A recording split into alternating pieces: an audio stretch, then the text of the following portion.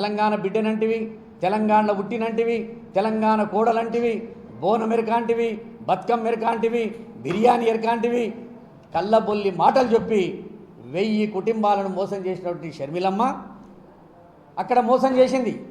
24 గంటల ముందు కూడా తెలంగాణలో ఎన్నికలు జరుగుతుంటే 24 గంటల ముందు కూడా ఇంకా మనం నిలబడుతున్నాం, 119 నిలబడుతున్నాం, మీరు అప్లికేషన్లు పెట్టుండి మీకు నేను సీట్లు ఇస్తా అని మోసం చేసి అక్కడ మా తెలంగాణ ప్రజలను, తెలంగాణలో ఒక 1000 కుటుంబాలను నట్టేట ముంచి మేము అప్పుడు కూడా బాధపడలే.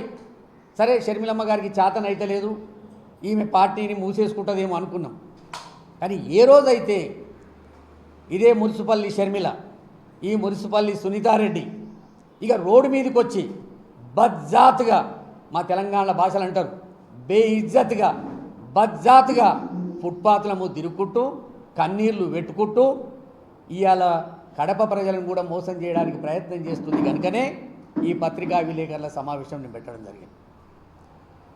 ఇవాళ నువ్వు మోసం చేసి రాజశేఖర రెడ్డి గారి కుటుంబాన్ని రోడ్డు మీదకి ఉంచనీకే వైఎస్ అని పేరు పెట్టుకొని నువ్వు ప్రజల ముందుకు వస్తున్నావు చూడు, మాలాంటి వీరాభిమానులు నిన్ను వదిలిపెట్టరు, తస్మా జాగ్రత్త అని చెప్పడానికే మేము ఇవాళ తెలంగాణ నుంచి ఆంధ్రప్రదేశ్కి వచ్చి ఈ కడప ప్రజలను జాగృతి చేయడానికే మేము వచ్చినాం.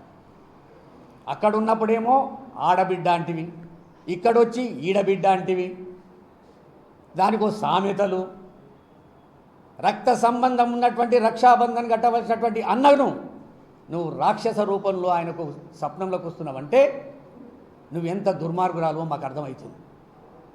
వివేకానంద రెడ్డి గారు ఇలా కొత్తగా గుర్తొచ్చినా నీకు, రాజారెడ్డి గారిని ఎవరు చంపారు, ఎవరి ప్రభుత్వంలో చంపారు, వివేకానంద రెడ్డి గారిని ఎవరి ప్రభుత్వంలో చంపారు.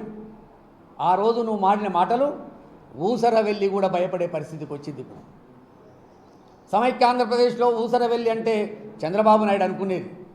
ఇవాళ నువ్వు కూడా ఆ విధంగా తయారైనవు. నువ్వు ఎవరి చేతుల కీలుబొమ్మైనవో ప్రజలకు చెప్పాలి. అసలు నువ్వు పార్లమెంటుకి ఎందుకు నిలబడుతున్నావో ప్రజలకు చెప్పాలి. మున్సిపల్లి షర్మిలగా, మున్సిపల్లి సునీతారెడ్డిగా మీరు రోడ్ల పండు తిరుగుండి, మీరు ఎక్కడ తిరిగినా మాకు అభ్యంతరం లేదు. రాజశేఖర రెడ్డి గారి అభిమానులుగా రాజశేఖర రెడ్డి గారి పేరు చెప్పి బతుకుతున్నావు కనుకనే నిన్ను ప్రజలు ఇవాళ పబ్లిక్లో తిరగనిస్తుంది. ఈమె చివరి కోరికనంట, ఎవరి వివేకానంద రెడ్డి గారి చివరి కోరికనంట ఈమెని ఎంపీ చేయాలనంట. బిడ్డ 2019లో ప్రచారం చేసినావు కదా, అప్పటికే అవినాష్ రెడ్డి గారికి పార్లమెంటు సీట్ ఇచ్చారు కదా, ఇచ్చిన తర్వాత కూడా నువ్వు అన్ని జిల్లాలు తిరిగి ప్రచారం చేసినావు కదా. ఆ రోజు నువ్వు అడిగేది ఉంటివి, మా వివేకం బాబాయ్ ఆయన చివరి కోరిక నాకు పార్లమెంటు సీట్ ఇమ్మన్నాడు. నువ్వే కదా ఒక సాక్షి ఛానల్లో రామ్ గారికి ఏం చెప్పినావు, నేను రాజకీయాలకు రాను, మా అన్న రాజకీయాలు చూసుకుంటాడు, నేను బిజినెస్ చూసుకుంటా అనే మాట నువ్వే చెప్పినావు కదా.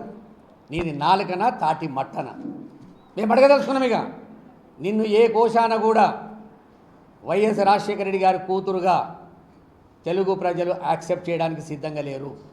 నువ్వు మున్సిపల్లి షర్మిలవు, నువ్వు మున్సిపల్ బ్రదర్ అనిల్ కుమార్ భార్యవు. ఎంత దుర్మార్గమైన పరిస్థితి అంటే అసలు నీకు ఏం కావాలో చెప్పు. రాజ్యసభ మెంబర్ కావాలన్నా, ఆస్తులల్లో వాటా కావాలన్నా, నీకు ఒక అహంకారివి నువ్వు, నీకు ఆశ ఎక్కువ, ఆశయం లేదు, ఓర్వలేనితనం ఎక్కువ. నువ్వు రాజకీయాలకు పనికొస్తావా? తండ్రి పేరుకు తండ్రిని నిలబెట్టడానికి వచ్చినటువంటి జగన్మోహన్ రెడ్డి గారి మీద నువ్వు విషం కక్కుతావా? విషనాగు అవుతావా నువ్వు? ఇప్పటికే పడగలెత్తుకొని 3 పార్టీలు విషం కక్కడానికి వస్తుంటే వాళ్ళకు నువ్వు పాలు పోస్తావా? పోయి నువ్వు మున్సిపల్లి షర్మిలగా వాళ్ళ దగ్గర ఊడిగం చేయి, వాళ్ళ ఇంటి ముంగట పోయి జీతం ఉండు. వైఎస్ షర్మిల అనే పేరు పెట్టుకునే హక్కు నీకు లేదు.